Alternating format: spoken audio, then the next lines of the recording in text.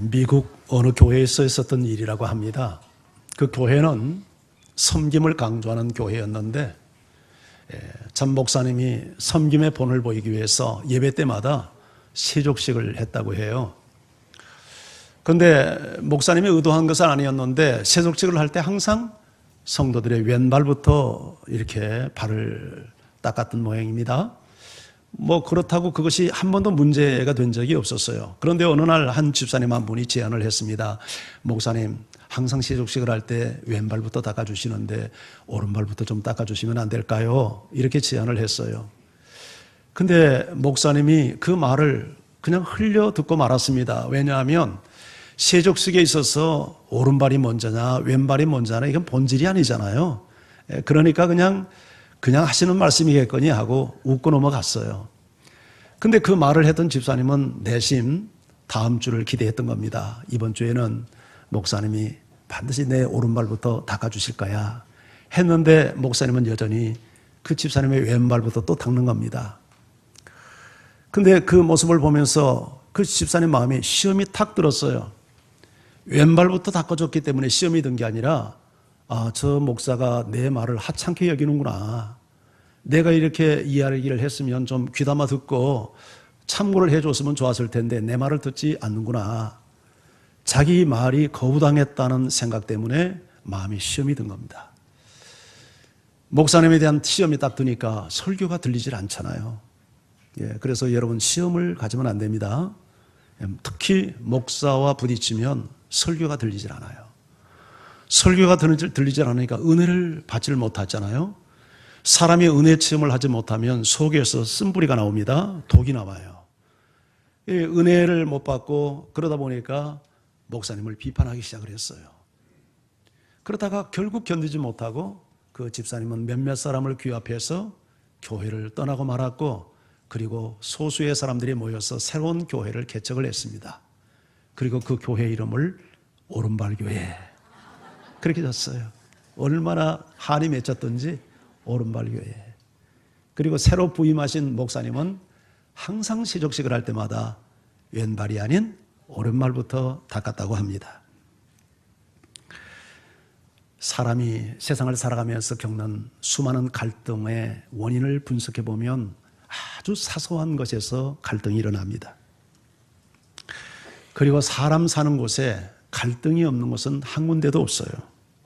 가깝게는 부부의 갈등에서부터 넓게는 국가 간의 갈등이 이르기까지 우리가 살아가는 삶의 현장에는 형형색색의 수많은 갈등들이 존재합니다.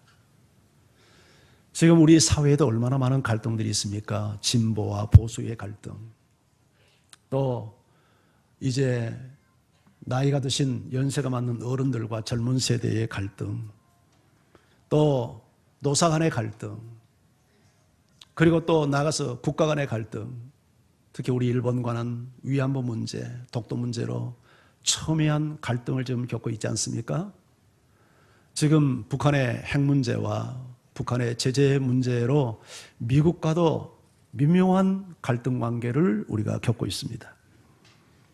이런 갈등을 잘못 처리하면 갈등 관계 속에 있는 사람들의 가슴은 재가 되고 말고 공동체는 와해되어 버리고 맙니다.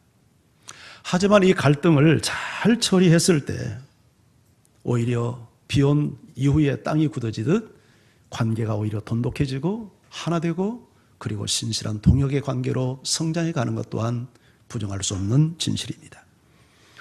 그렇다면 우리가 겪고 있는 수많은 갈등의 원인은 무엇이며 이런 갈등들을 우리는 어떻게 성경적으로 극복해 갈 수 있을까요? 자, 오늘 본문에 등장하는 바울과 바나바는 안디옥 교회 지도자들이고 훌륭한 선교의 동역자들이었지만 제2차 세계 선교를 준비하는 과정에서 마가를 데려가는 문제 때문에 두 지도자 사이에 이견 차이가 생겼고 심히 다투어 결국 결별까지 선언하는 아픔을 겪게 됩니다. 그들이 다 같이 성도들을 지도하는 교회 지도자요 성령 충만한 사람임에도 불구하고 이 갈등의 문제를 해결하지 못하고 아픔을 남겼다는 것은 참 갈등의 문제를 처리하는 것이 그렇게 쉬운 문제가 아니구나 하는 것을 우리가 이해할 수 있습니다. 문제의 발단은 제1차 세계 선교 여행 때 일어났습니다. 바나바와 바울 이 두 사람이 팀을 이루고 마가라고 하는 젊은 청년을 조수로 데리고 이렇게 갔는데 어떤 연유였는지는 모르지만 마가가 중간에 그냥 이 지도자들의 동의를 구하지 않고 중도 탈락을 해서 집으로 돌아와 버린 사건이 일어난 겁니다. 여러분, 우리가 여행을 가도 그러잖아요. 세 사람이 여행을 가서 그중에 한 사람이 중간에 돌아와 버리면 여행의 분위기가 다 와야 되지 않겠습니까? 더군다나 외국에 나가서 선교를 하는 이 팀이 중간에 한 사람이 중도 탈락을 해서 돌아가니까 아마 그 팀 사역에 치명적인 어려움을 안겼으리라 우리가 생각을 해볼 수 있습니다. 하지만 마가가 돌아간 이후에 바나바와 바울은 그래도 선교를 잘 마무리하고 1차 선교를 끝내고 돌아왔어요.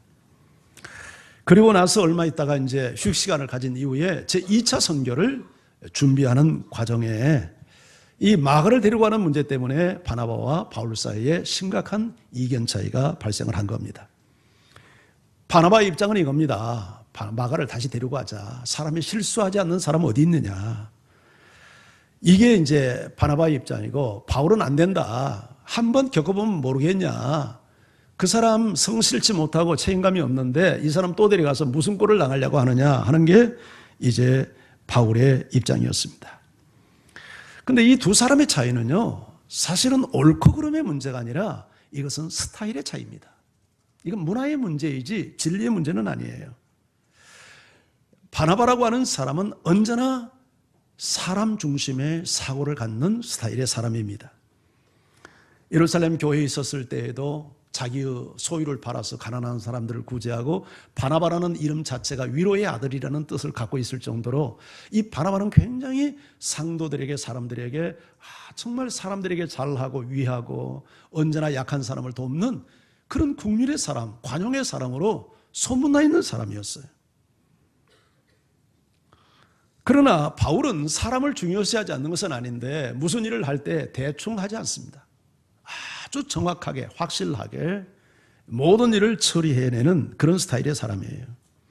이게 바울의 이런 입장에서 마가를 보면 마가가 마음에 안 들 수밖에 없죠. 그렇게 성실치 못하고 책임감이 없는 이런 사람을 다시 데리고 간다는 것은 이 바울에게 있어서 쉽게 용납이 되지 않는 일이었어요. 할 일을 보면 열 일을 난다고 이 사람 또 데려가면 또 문제 생긴다고 이렇게 바울은 판단을 했던 겁니다. 결국 이 두 사람은 서로의 의견을 좁히지 못하고 심히 다툰 후에 결별을 선언하고 말았어요. 그 내용을 오늘 38절, 39절이 이렇게 기록하고 있습니다. 자, 같이 한번 읽을까요? 시작.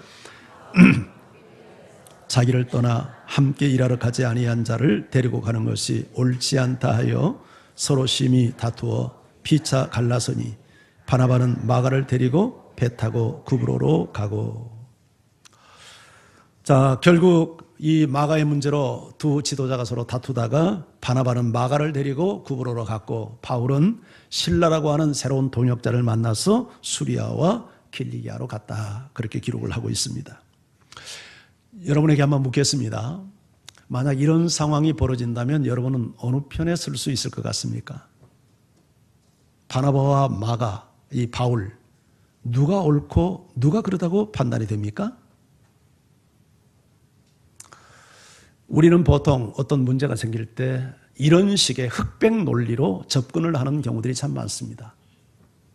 그러나 이것은 잘못된 접근입니다. 이것은 옳고 그름의 문제가 아닙니다. 이것은 얼마든지 이해와 양보가 가능한 스타일의 문제입니다. 진리의 문제라면 양보해서는 안 됩니다. 그러나 스타일의 경우는 이해할 수 있는 것입니다. 사실 누가 옳고 누가 그러냐가 아니라 바나바도 옳고 바울도 옳습니다. 여러분, 바나바 입장에서 한번 생각해 보세요. 실수하지 않는 인생이 어디 있겠습니까? 사람이 한 가지 실수했다고 다 내치면 도대체 누구하고 일할 수 있겠습니까? 더군다나 사울이 예수 믿는 사람을 핍박하다가 다메섹 도상에서 부활하신 예수님을 만나 회심한 이후에 그가 제도권에 들어오려고 하지만 누구도 그의 변화를 인정하지 않고 의심하지 했잖아요. 그런데 누가 보증을 서줬습니까? 바나바가 보증 섰잖아요. 이 사람 변화된 거 확실하니까 받아주자 해서 사도들과 교제 약속을 나눌 수 있게 되었고, 그래서 비로소 제도권에 들어올 수 있었습니다. 근데 이런 일을 생각해 보면 바나바가 좀 속이 상할 것 같아요. 과거에 자기가 그렇게 아무도 인정하지 않을 때 내가 그를 받아주고 그를 보증서주고 제도권에 들어와서 사역을 할 수 있도록 길을 열어줬다면 좀 마가가 실수해도 좀 용납해야 될 때인데 왜 이렇게 자기 생각은 하지 못하고 이렇게 마가가 실수한 것만 가지고 이렇게 이 사람을 내치려고 하는가, 이걸 생각하면 바나바 입장에서 굉장히 속상하고 바울이 아마 이해되지 않았을 것입니다. 그러나 바울도 이해가 됩니다. 바울은 모든 일을 철저하게 하는 완벽한 스타일이기 때문에, 더군다나 선교의 현장은 치열한 영적 전쟁이 벌어지는 격전지입니다. 이런 곳에서 이렇게 불성실하고 책임감이 없는 사람 데리고 갔다가 또 문제가 발생하면 그때는 더 많은 어떤 치명타를 당할 때인데 왜 이런 사람을 굳이 또 데려가려고 하는가? 이 사람이 변화되었다는 검증도 하지 않고 이 사람 다시 데려가면 어떻게 일을 하려고 하는가? 그건 굉장히 지혜롭지 못한 일이라고 바울 입장에서는 얼마든지 생각을 할 수 있습니다. 사실 바울은요, 모든 일을 완벽하게 해내는 사람이기 때문에 그 누구도 해내지 못했던 엄청난 일을 하지 않았습니까? 소아시아와 유럽 전체의 역사를 바꾸는 이 어마어마한 일을 바울이 해냈단 말이죠. 두 사람의 입장에서 서로를 충돌시켜 보면 서로 간에 이해를 못할 입장이지만 객관적 입장에서 제3자가 보면 바나바도 옳고 바울도 옳습니다. 그러니까 이 문제는요, 진리의 문제가 아닙니다. 옳고 그름의 문제가 아니라 스타일의 문제예요. 스타일. 우리가 겪는 대부분의 갈등의 문제도 사실은 진리의 문제 때문에 갈등을 겪는 일은 별로 없습니다.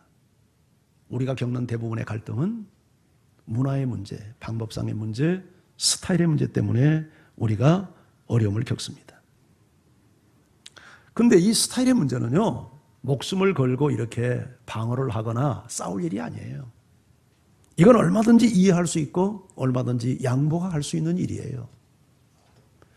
이 길이 내 생각에는 빨리 갈 수 있는 길인데 자꾸 돌아가자고 하는 것이 좋은 길이라고 했을 때 그 내가 좀 빨리 가면 어때요? 그 좀 늦게 가면 어때요? 돌아가주면 되는 일이에요. 그걸 굳이 내 방법이 옳다고 끝까지 주장을 해서 공동체를 분열시키고 관계를 파괴시키는 행위는 이건 옳은 방법이 아니에요.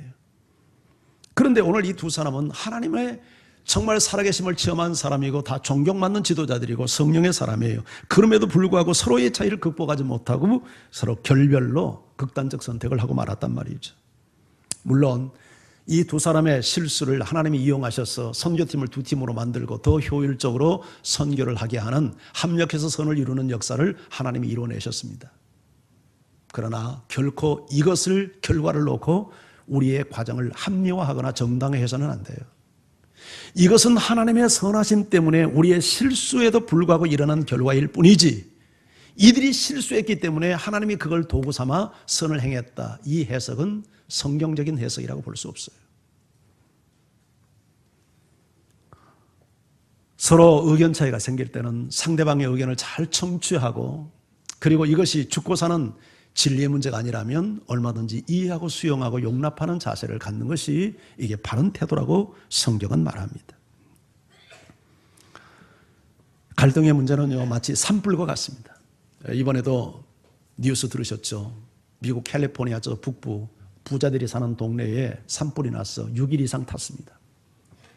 서울시 면적보다 더 넓은 면적을 태웠고 엄청난, 아마 숫자 계산도 잘 안 될 재산 피해를 입었고, 그리고 사람도 확인된 사람만 60몇 명이 죽고 행방불명된 사람이 뭐 120명이나 된다고 할 정도로 미국 사회에서도 그렇게 엄청난 재난이 일어났어요. 그런데 이 거대한 산불이 시작될 때는 작은 불씨 하나에서 시작이 되잖아요. 초기 진화에 실패했더니 그렇게 엄청난 산불로 비화가 된 겁니다. 갈등의 문제도 마찬가지예요.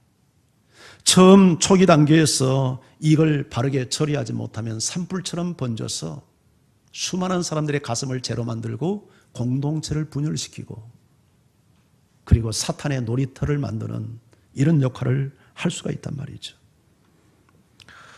그래서 갈등이 일어날 때 우리가 하나님의 방법으로 이 갈등을 처리하기 위하여 여러분이 꼭 지켜야 될 원칙이 있는데, 혼자 생각하고 혼자 판단하면 안 돼요. 아멘. 반드시 갈등을 제공했다고 하는 사람과 성령의 도움과 지혜를 구하면서 갈등을 하나님 앞에서 긍정적으로 해결하기 위한 전제를 두고 솔직한 감정과 내 생각을 나누며 대화할 줄 알아야 돼요. 이해했습니까? 이때 중요한 게 있어요. 일방적으로 자기 주장만 하면 안 돼요. 목소리가 높아지면 안 돼요. 오히려 의견 차이가 나눌수록 목소리를 낮추세요. 그리고 이성을 갖고 감정을 가라앉히고 차분하게 자신의 생각과 감정을 상대에게 이해시켜야 돼요. 그리고 상대방의 말을 경청하려고 하는 태도를 가져야 돼요. 끝까지 내 주장이 옳으니까 당신이 내 생각 앞에 기법해라. 이건 갈등을 푸는 태도가 아니에요. 이건 전쟁하자는 태도예요. 이런 대화에서는 어떤 갈등 문제도 해결될 수 없어요. 서로 의견의 차이가 생길 때 왜 저 사람이 저렇게 생각하고 말하는지 그 사람 입장에 서서 귀를 기울여 들어야 돼요. 이런 자세로 서로 갈등 관계를 접근해 들어가면 넘지 못할 산이 없고 건너지 못할 강이 없어요. 더군다나 하나님은 살아계시고 성령은 우리를 진리로 인도하기 때문에 우리가 성령 앞에 순종하고 우리의 주인 되신 그리스도 앞에 무릎 꿇은 자세로 갈등을 접근해 가면 모든 인간관계의 갈등은 해결될 수 있어요. 아멘. 그리고 이 갈등이 극복되어졌을 때 그 관계는 더 돈독해지고 더 아름다워지고 상대를 더 이해할 수 있는 소중한 기회가 얼마든지 될 수 있어요. 오늘 본문에 나오는 사도행전 15장은 갈등장이라고 알려져 있는 장입니다. 우리가 오늘 읽었던 부분이 36절에서 41절 후반절이잖아요. 그런데 전반부를 보면 또 다른 갈등이 있었어요. 안디옥 교회에 예수 믿는 사람들이 흩어져서 핍박을 피해서 가서 개척해서 세운 최초의 이방교회 안디옥 교회에 유대로부터 예루살렘으로부터 율법 선생들이 찾아와가지고 들어보더니 너희가 예수 믿는 거 좋지만 모세의 율법대로 할례도 받아야 구원받는다. 이렇게 가르쳐서 교리적 갈등이 일어났어요. 유대 선생들은 예수도 믿어야 되지만 플러스 할례도 받아야 구원받는다고 하고 바울과 바나바는 예수를 믿음으로만 구원받는다고 가르쳤기 때문에 교리적 충돌이 일어난 거예요. 그래서 이 두 지도자들이 격렬하게 격론을 벌였지만 해결이 나질 않는 거예요. 서로 진리 문제니까 이거 양보할 수 있는 문제가 아니죠. 이때 안디옥 교회가 아주 중요한 결정을 합니다. 우리가 이렇게 다툴 일이 아니라 우리의 상회 기관인 예루살렘 교회에 이 문제를 상정해서 사도들의 결정을 우리가 따르도록 하자. 그렇게 해서 문제가 되는 것을 서류에 적시하고 그것을 봉투를 만들어서 밀봉을 하고 바울과 바나바 편에 예루살렘으로 그 서류를 상정을 했습니다. 안건 상정을 한 거예요. 사도들이 그걸 읽어보니까 이게 정말 심각한 문제잖아요, 교회 안에. 그래서 이 문제를 가지고 심도 있게 사도들과 장로들이 함께 모여서 심의를 하고 회의를 거쳐서 이제 답을 내줍니다. 그렇게 해서 안디옥 교회의 교리적 갈등이 깨끗하게 해결이 되었어요. 이게 성경적 방법이란 말이죠. 인간이 사는 곳에는 언제나 갈등이 있습니다. 왜냐하면 우리가 서로 다르기 때문입니다. 하나님은 우리를 획일적으로 만들지 않고 다양성을 인정하시고 다양하게 만들어 주셨어요. 부부지간도 혹시 지금까지 살아오면서 우리 부부는 너무 인고 부부여서 부부싸움을 한 번도 하지 않는 가정이 있다 하면 손 한번 들어보시겠어요? 상을 좀 준비해서 다음 주에 제가 상을 드릴게요. 전부 다 문제 있는 거기만 싸움을 안 했어요. 근데 부부싸움 안 하는 가정은 심각한 문제가 있었다는 거 혹시 알고 있어요? 아예 포기를 해놓고 살기 때문에 부부싸움을 안 할 수도 있고 뭔가 정상이 아니기 때문에 부부싸움을 안 할 수 있어요. 근데 아마 저 집은 예외라고 내가 생각을 해요. 저분은 워낙 성품들이 좋은 부부여서 인정이 되어져요. 근데 부부싸움을 왜 합니까? 서로 생각이 다르기 때문에 부부싸움을 하잖아요. 근데 부부싸움은 안 하도록 돼 있는 게 정상이 아니라 하도록 돼 있는 게 정상이에요. 왜냐하면 부부가 만날 때 서로 똑같은 사람들끼리 만납니까? 서로 다른 사람들끼리 만납니까? 대부분 보면 다른 사람끼리 만납니다. 왜 그런가 하면 나와 다른 점에 매력을 느끼고 끌리는 겁니다. 이게 사람의 기본 심리예요. 제가 우리 집사람 만날 때도 첫눈에 반했다는 거 혹시 알고 있습니까? 예. 저는 배쩍 마른 가난한 전도사였거든요. 네. 근데 우리 집사람 만날 때 통통하고 살도 찌고 보기도 좋았어요.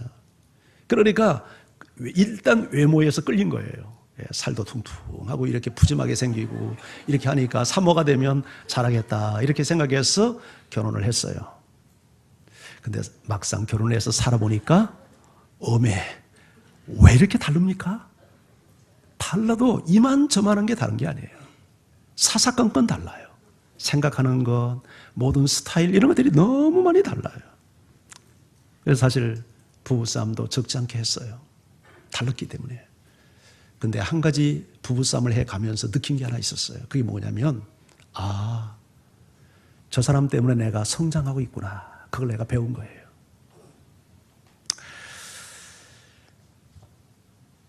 여러분, 다르지 않으면 보완할 수 없습니다. 다르기 때문에 채울 수 있고 다르기 때문에 볼 수 있어요.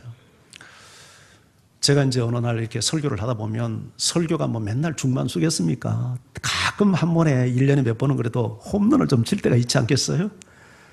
제가 이제 설교를 잘 했다고 시고 오늘은 홈런을 쳤겠지 하고 이제 의기양양해서 여보 오늘 설교가 어땠어? 그러면 삼진 아웃 딱 합니다.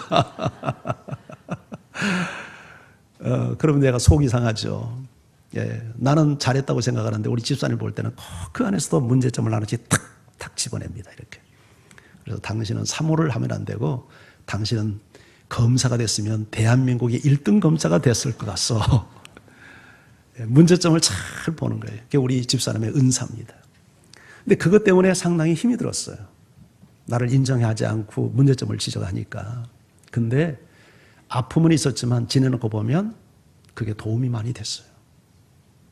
제가 설교를 여러분이 들을 때는 좀 한다고 생각합니까? 좀 거시기 하다고 생각합니까?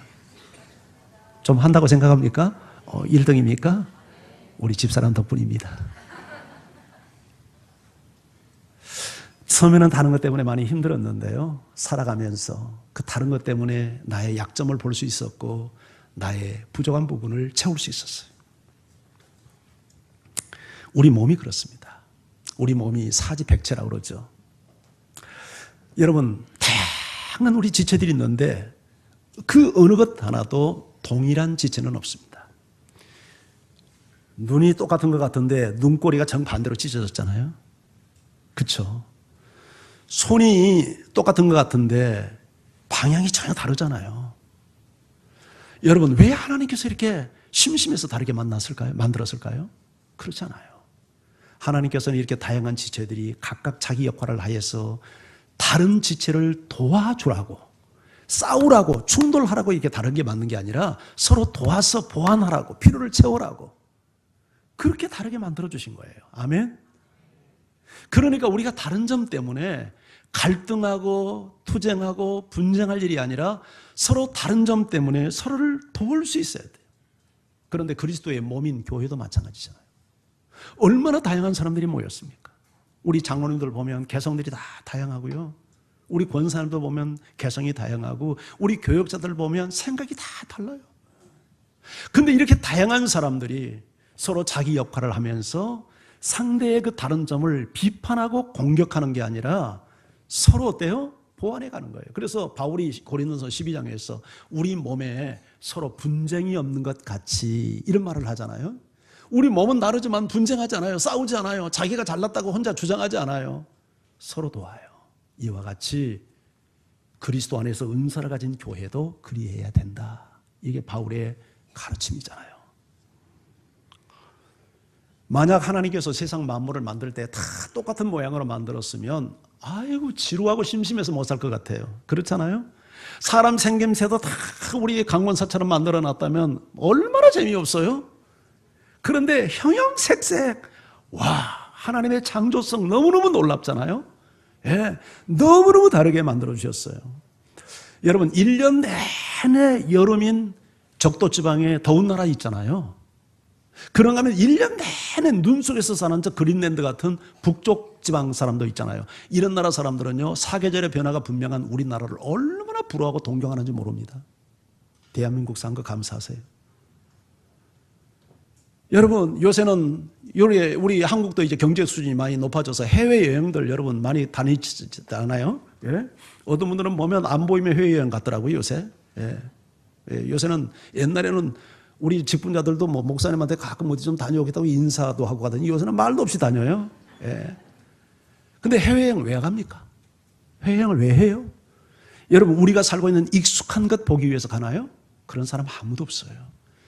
내가 살고 있는 환경과 다른 곳, 내가 살고 있는 문화와 다른 곳, 내가 먹는 음식과 다른 음식을 먹는 그런 곳, 내가 사는 이 똑같은 우리 동양 사람들이 아닌 좀 이색적인 얼굴을 가진 사람들, 그런 생소한 곳에 가셔서 신기하고 가서 아름다움을 느끼고 감동하기 위해서 가는 거 아니에요? 그리고 생소한 것 보고 와, 이런 세상도 있네, 사진 착착 찍어가지고 SNS에 올려서 자랑도 하잖아요. 이게 여행하는 목적이잖아요. 그럴 때 우리 속에 리프레시도 일어나잖아요. 하나님께서 왜 우리를 다르게 만들었을까요? 싸우라고요? 갈등하라고요? 그거 아니죠. 서로 다양성을 보면서 조화를 이루고 아름다움을 이루어가고 감동을 만들어내라고. 그렇게 하나님께서 우리를 다르게 만들어 주신 거죠. 한번 따라서 하십시다. 나와 다른 것은 다를 뿐이지 틀린 것이 아니다. 죽고 사는 진리의 문제가 아니면 이해해야 돼요. 양보해야 돼요. 수용하는 자세를 가져야 돼요. 타인을 받아들일 줄 알아야 돼요. 우리 교회는 꽃꽂이가 없습니다만은 꽃꽂이를 한번 보세요. 장미가 아름답다고 장미만 딱 꽂아놓으면 꽃꽂이의 묘미가 드러나겠습니까? 장미 속에 안개꽃도 꽂고 거기 백합도 좀 몇 송이 꽂고 여러분 국화도 꽂고 이렇게 다양한 꽃을 꽂아서 이게 조화를 이룰 때 꽃꽂이에 아름다움이 있는 거 아니에요? 독창이 아름답지만 사실 노래의 묘미는 합창 속에 있죠. 합창의 기본은 혼성사부입니다. 여성 소프라노와 엘토, 남성 테너와 베이스 각각 다른 음을 내잖아요. 이 다른 음이 서로 자기 목소리만 내면 불협화음이 일어나요. 불협화음은 듣는 사람을 고통스럽게 만들죠. 그런데 신기하게도 어떤 음은요, 이게 궁합이 딱 맞아가지고 하모니를 이룬단 말이죠. 조화를 이루어요. 내 목소리가 서로 각기 다른 소리를 내는데도 이것이 서로 충돌이 되지 않고 이것이 조화를 이룰 때 사람을 전율케 하는 아름다움과 감동을 자아내지 않아요? 하나님은 사람을 만들 때도 그렇게 만들었어요. 우리 부부가 서로 다른 개성과 기질과 차이를 갖는 사람들이 만나서 이런 조화를 이루라고 다른 사람끼리 만나게 한 거죠. 우리 교회도 그렇고 우리 사회도 그렇고 다 다양성을 가진 사람들이 서로를 이해하고 서로를 용납하면서 화음을 맞추라고. 그럴 때 거기에 하나님께서 영광을 받고 우리가 행복해질 수 있는 길이 거기에 있다고 생각하지 않습니까? 그런데 합창을 이렇게 잘 하려면 반드시 가져야 될 실력이 있는데 그게 뭐냐면 내 소리만 내면 안 돼요. 기준이 되는 특히 소프라노가 기준음이잖아요. 기준음 소프라노의 음을 딱 듣고 소프라노의 음과 어떤 음을 내어야 이게 화음이 될까? 그걸 맞추는 게 그게 실력이잖아요. 그렇죠? 엘토가 막 지멋대로 소리를 내버리고 테너, 베이스가 막 지멋대로 소리를 내면 이게 불협화음이 생긴다고요. 그런데 기준음인 소프라노가 딱 음을 도 하고 냈으면 레, 미 해서 이게 도파솔 이게 화음이 나는 음을 딱 낼 줄 알아야 이게 진정한 음악을 하는 사람의 실력이잖아요. 우리가 갈등을 극복하고 서로 하나 되는 하모니를 이루는 공동체를 이루기 위해서 내 목소리만 주장하면 안 돼요. 상대방이 무슨 말을 하는지 그 말에 어울리는 말을 할 줄 아는 사람이 되어야 돼요. 이건 약자의 모습이 아니라 이건 진정으로 실력 있는 자의 모습이에요. 아멘. 우리의 문제는요, 대부분 차이 때문에 싸우는 게 아니에요. 조화를 이루지 못하는 불협화음 때문에 싸우는 거예요.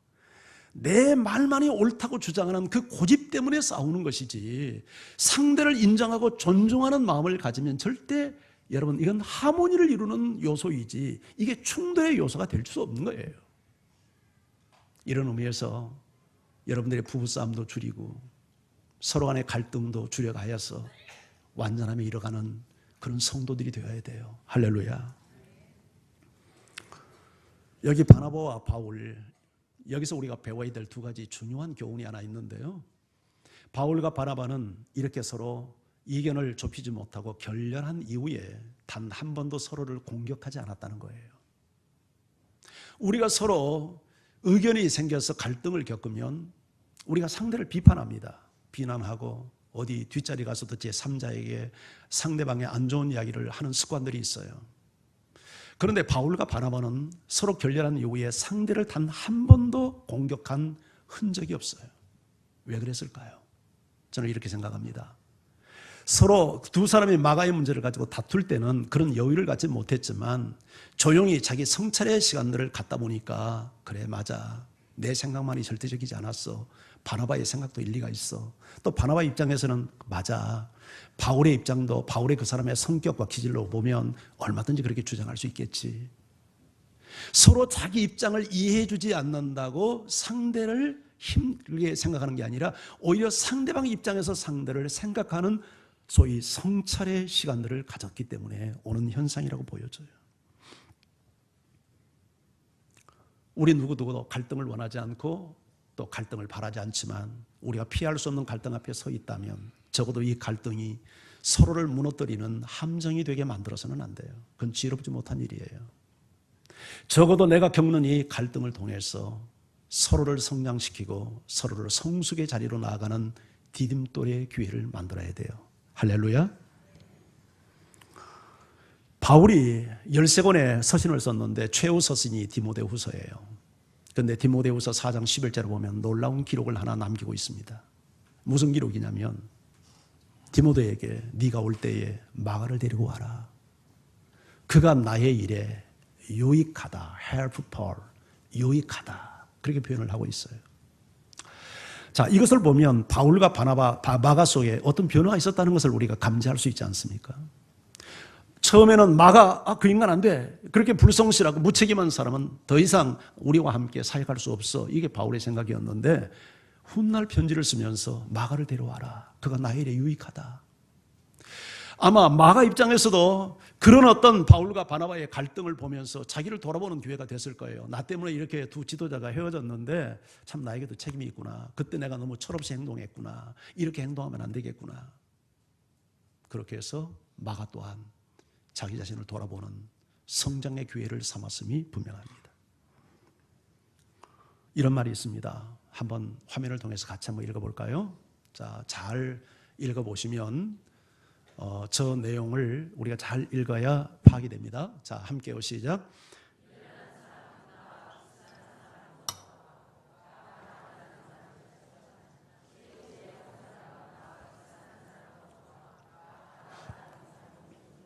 두 사람이 얘기를 하고 있습니다. 미련한 사람과 지혜로운 사람입니다. 자, 미련한 사람과 지혜로운 사람의 공통점이 있죠. 어떤 부분에서 공통점이 있습니까? 나와 비슷한 사람을 대하는 태도가 같습니다. 자, 그런데 미련한 사람과 지혜로운 사람의 차이점이 하나 있죠. 누구를 대할 때 차이점이 나타납니까? 나와 다른 사람을 대할 때 차이점이 나타납니다. 미련한 사람은 나와 다른 사람을 어떻게 한다고요?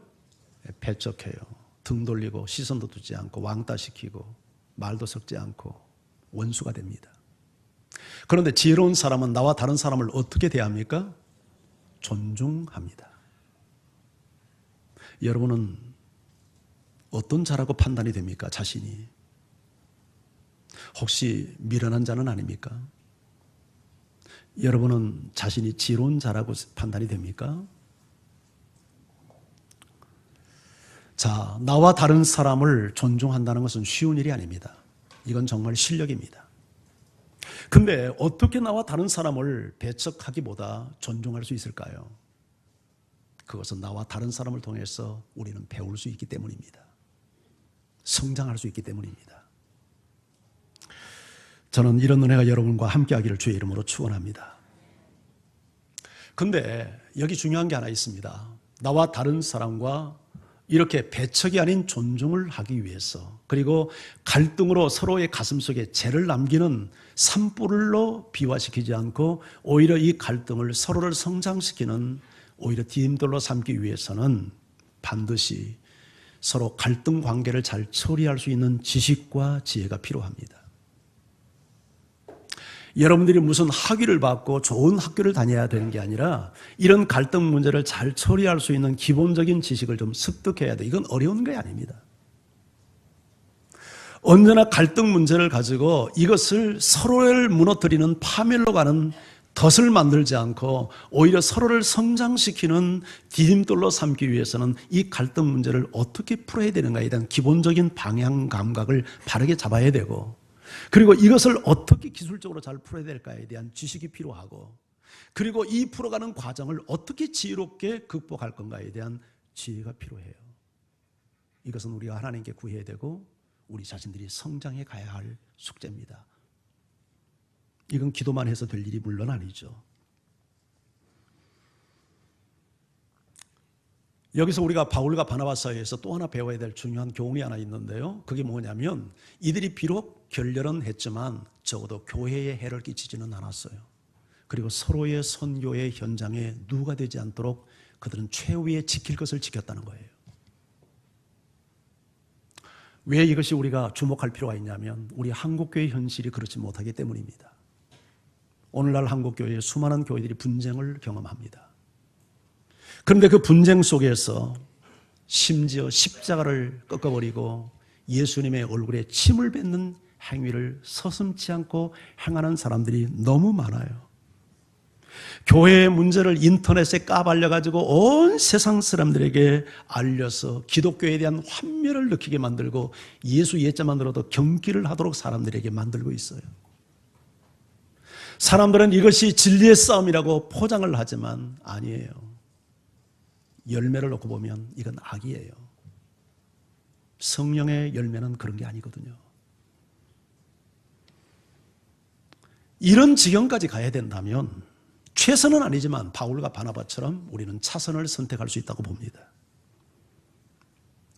차라리 이렇게 하나님의 이름과 명예의 욕을 돌리고 예수님의 얼굴에 침을 뱉고 십자가를 짓밟는 행위를 하는 것보다 차라리 결별을 선언하는 것이 최선책은 아니지만 차선책이 될 수 있다고 믿어요. 차라리 조용히 내가 떠나는 거예요. 그것이 하나님의 이름을 위해서, 교회를 위해서 정말 우리가 지켜야 될 믿음의 도리다, 그렇게 생각을 합니다. 우리 여기 성산대교를 건너면 목동이 나오죠. 목동 신도시의 가장 큰 교회가 우리 교단교회입니다. 그 교회 명예를 위해서 제가 말하지는 않겠습니다만은 참 가슴이 아파요. 출석 교인이 6,000명, 7,000명 뭐 이런 교회예요. 저도 그 주일 저녁에 그 교회 가서 설교를 한번 했습니다만은 그렇게 많이 모였던 교회가 3년 동안 분쟁을 하면서 다 공중분해돼 버리고 말았어요. 지금은 덩그러니 건물만 남아 있어서 사람들에게 조롱거리가 되고 있습니다. 그들이 서로 싸울 때 다 이것이 하나님을 위한 방법이고 진리를 위한 방법이라고 그렇게 투쟁했는데 내면을 들여다보면 전부 다 돈 싸움이었어요. 교회의 재산 상대편에게 빼앗기지 않으려고 치열한 싸움을 한 거예요.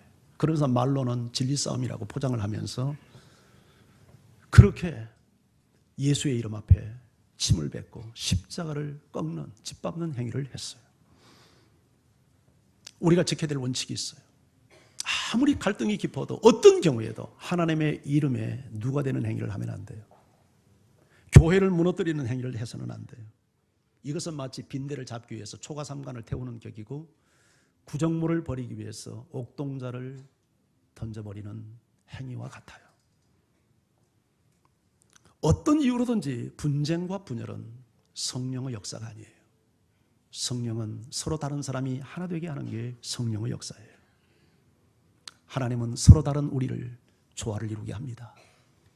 서로 다른 것 때문에 갈등하고 충돌하는 관계가 아니라 서로 다른 점 때문에 서로를 보완해 갈 때 거기에 아름다운 화음이 일어나고 사람들의 마음을 전율케 하는 감동과 아름다움이 일어나는 거예요. 하나님께서 우리 모두를 이런 조화를 이루는 도구들로 불러주신 줄 믿습니다. 이런 은혜의 삶이 당신의 삶이 되기를 주의 이름으로 축원합니다. 우리 같이 찬양합니다.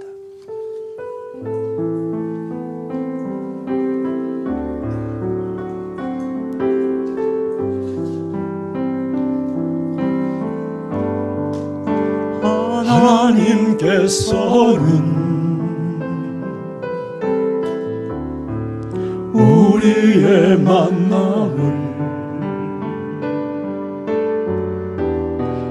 계획해 놓으셨네. 우린 하나 되어 어디든 가리라. 주님의 선하며 무엇이든 하리라. 주님과 함께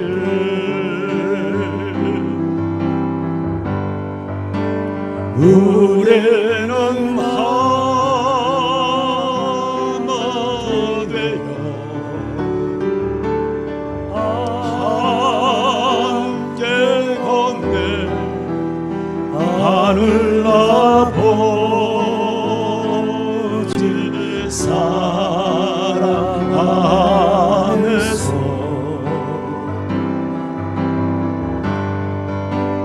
우리는 기도하며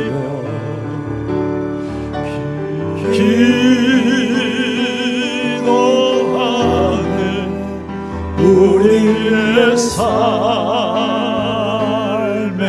사랑 넘치도록 우리는 하나 되어 우리는 하나 되어 함께 걷네. 하늘 아버지 사랑 안에서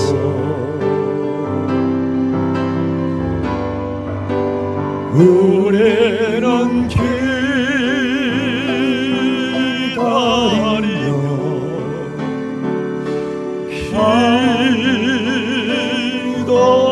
기도하네. 우리의 삶에 사랑 넘치도록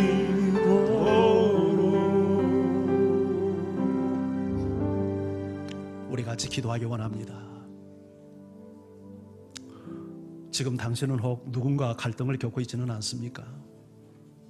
그거 여러분 잘못된 건 아닙니다. 우리 인간의 삶의 현장은 늘 갈등이 있기 마련입니다. 우리가 서로 다르기 때문이죠.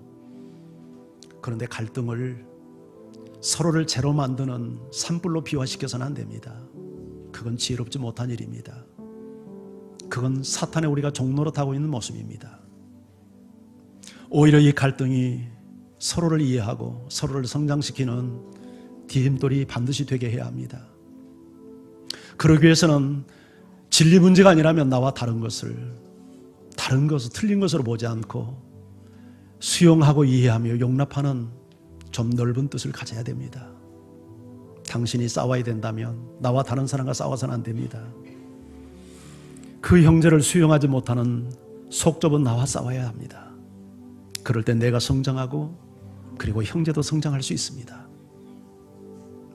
어떤 이유로든지 분쟁과 분열은 성령의 역사가 아닙니다. 우리는 하나 되어야 합니다. 주님과 함께 사랑 안에서 주님 이 시간도 내 안에 주의 마음을 주어주셔서 우리가 가정에서 교회 안에서 사회 안에서 서로 다르지만 이것 때문에 서로를 무너뜨리는 걸림돌이 아닌 서로를 성장시키는 디딤돌로 삼을 수 있는 지혜와 사랑과 지식을 우리에게 허락해달라고 같이 이 시간 기도하며 주 앞에 나갑니다.